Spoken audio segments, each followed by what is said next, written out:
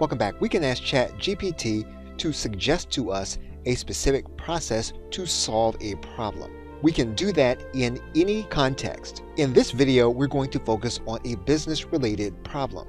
However, you can use ChatGPT to suggest a process for any problem that there is a solution being made available on the internet. What ChatGPT will do is to simplify the solution and put it in plain language instead of asking you to look through all of the individual websites. For example, if we were to look at the query, how to market a self-published book, and we were to go to our favorite search engine as of the recording of this video, we would be able to find a solution. However, it would not be in plain language, and we would have to look through the actual websites. You're going to see various improvements being made by search engines. However, you will need to look through the information.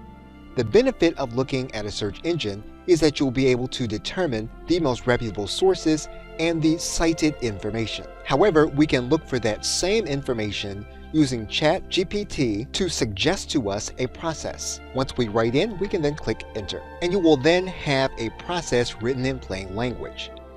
Again, in order to work around the fact that ChatGPT does not cite, we can ask for citations even though those citations will not be specific to the information that ChatGPT actually gave you. And so to complete the task, we can then ask for ChatGPT to give us specific references. And we can now click enter. And so basically, you can solve a process and ask for ChatGPT to give you specific references to verify the information that it gave you. Okay, so with that, thanks, and I will see you in another video.